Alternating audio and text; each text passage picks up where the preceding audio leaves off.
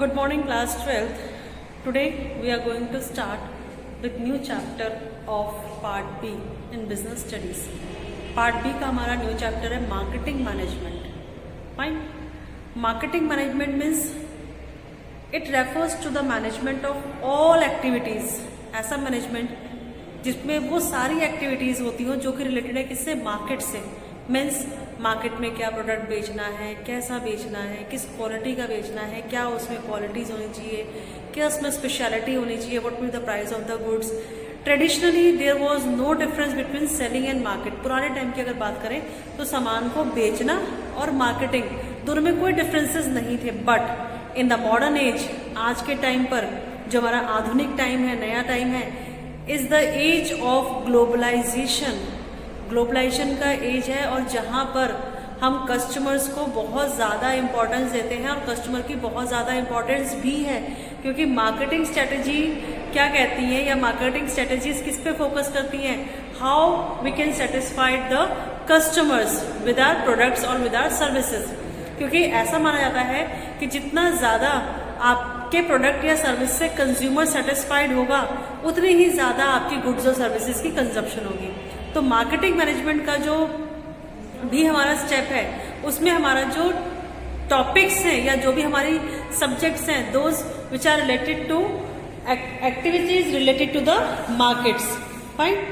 Marketing management हमारा एक अलग से ही डिपार्टमेंट होता है हर बड़ी ऑर्गेनाइजेशन में, जिसका मेन फोकस होता है कि प्रोडक्ट कैसा होना चाहिए, क्या क्वालिटीज होनी चाहिए, क्या डिजाइनिंग होनी चाहिए, और प्रोडक्ट हमेशा ऐसा हो जो कस्टमर की नीड्स और वांट्स को क्या कर सके, डायरेक्टली सेटिस्फाइड कर सके. Why? Because customer is consider as a king of the market. Customers अगर आपके प्रोडक्ट से सेटिस्फाइड होता है तो देयर इज नो नीड, ठीक है, कोई जरूरत नहीं है किसी भी चीज को करने की, ऐड करने की, या आपको एक्सेस अमाउंट कम करना है, कुछ नहीं. अगर कस्टमर प्रोडक्ट से सेटिस्फाइड है तो वो ऑटोमेटिकली मार्केट में जाकर आपके प्रोडक्ट की ही डिमांड करेगा.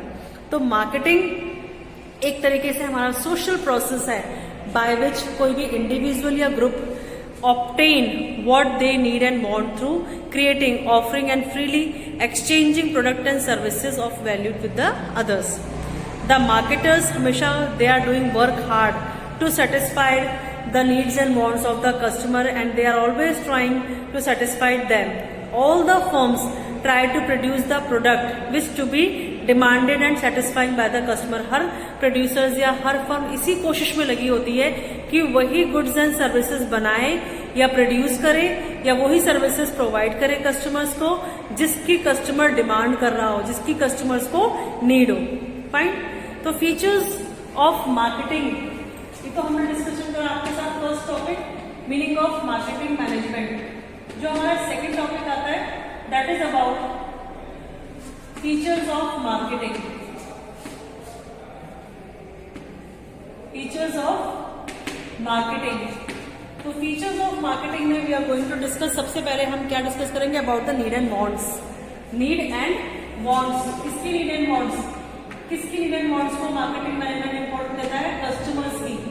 तो what are the needs, what are the wants of customers. Customers की क्या नीड्स हैं, क्या वांट्स हैं, that is main focus by the marketing. Because अगर मार्केटर कस्टमर्स की नीड्स एंड वांट्स के according goods and services produce करता है तो it is easy to sell the goods without making lots of efforts. ज्यादा efforts नहीं लगाने पड़ते.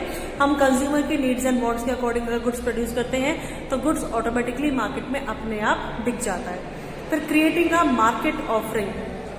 Second is creating a market offering. Means कि जब आप कोई प्रोडक्ट मार्केट में बनाकर बेचने का करते हैं तो उसमें भी आपको क्या करना होता है, आपको प्रोडक्ट्स में कई टाइप्स के ऑफर्स अगर आप प्रोवाइड करते हैं टू द कस्टमर्स, यानी कस्टमर के पास बहुत सारे चॉइसेस अवेलेबल हैं, तो इन दैट सिचुएशन आपका प्रोडक्ट मार्केट में ज्यादा डिमांड में होता है. इसमें एग्जांपल भी दे रखा है.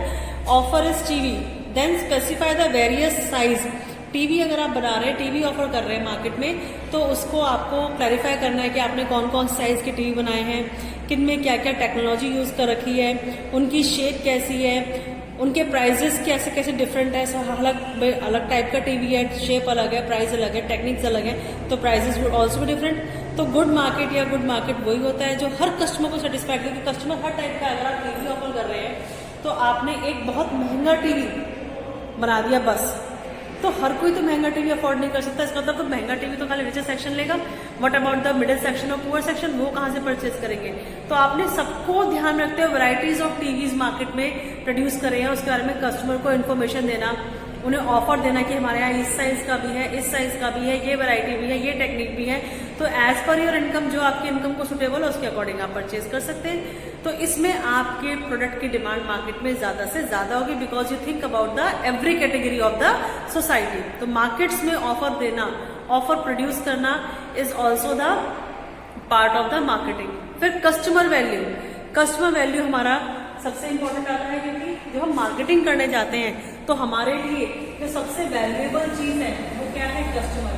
अगर हम कस्टमर वैल्यूज को इग्नोर कर देते हैं ड्यूरिंग मार्केटिंग, तो not possible for you to sell your product. आपके लिए पॉसिबल नहीं हो पाएगा कि आप अपना प्रोडक्ट जैसा आप चाह रहे हैं उस हिसाब से क्या कर सके, बेच सकेंगे।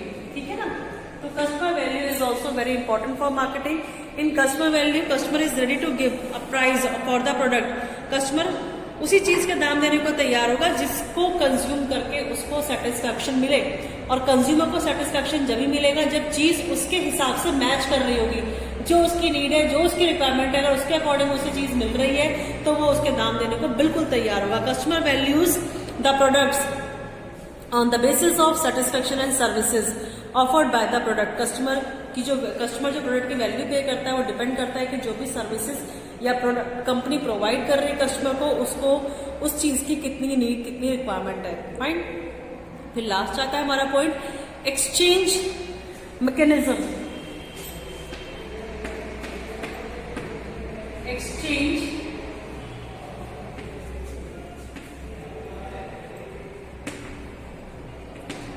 मैकेनिज्म। एक्सचेंज मैकेनिज्म में क्या है बेटा?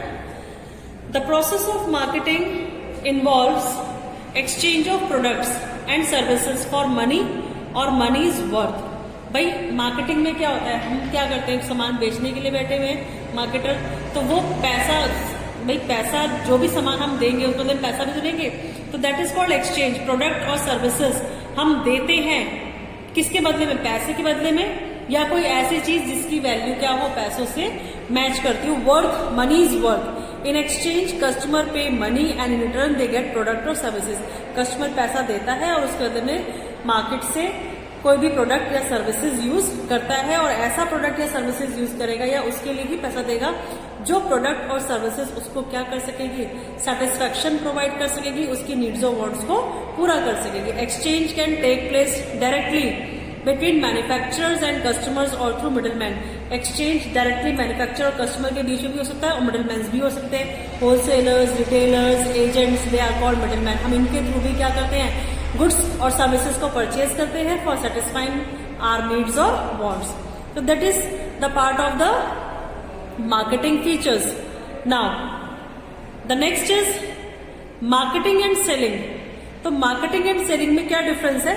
जो हमारा सेलिंग है वो तो फोकस करता है कि बेचने के ऊपर, प्रोडक्ट बेचना है, बट मार्केटिंग में we are focusing on the customer, need of customer. Customer की क्या नीड है? सेलिंग में तो बस बेच दो, जो है बेचो, उसे कैसे बेचो। लेकिन in marketing we are focusing on the need of the customers की कस्टमर की क्या नीड है, कस्टमर की क्या रिक्वायरमेंट है।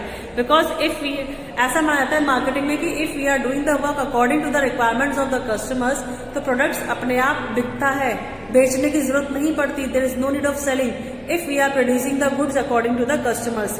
फाइन। फिर सेलिंग में जो ऑब्जेक्टिव होता है वो ये होता है कि हमें मैक्सिमम से मैक्सिमम प्रोडक्ट बेचने हैं और प्रॉफिट कमाना है।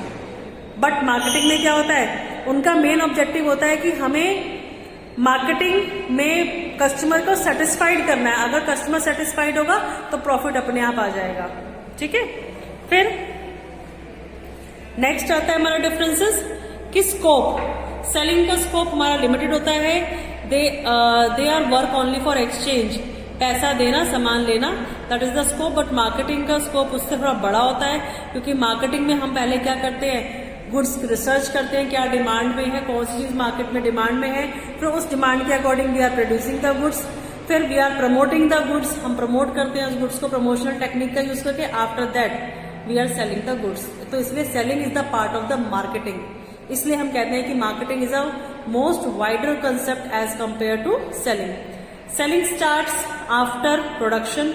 सेलिंग जो है प्रोडक्शन होने के बाद स्टार्ट होती है, लेकिन मार्केटिंग प्रोडक्शन होने से पहले स्टार्ट हो जाती है। पहले हम सर्च करते हैं कि कस्टमर की क्या रिक्वायरमेंट है, फिर उसके अकॉर्डिंग गुड्स प्रोड्यूस करते हैं। प्रोड्यूसर्स सेलिंग में अपने आप को एज अ किंग कंसिडर करता है, लेकिन मार्केटिंग में we are consider consumer as a king.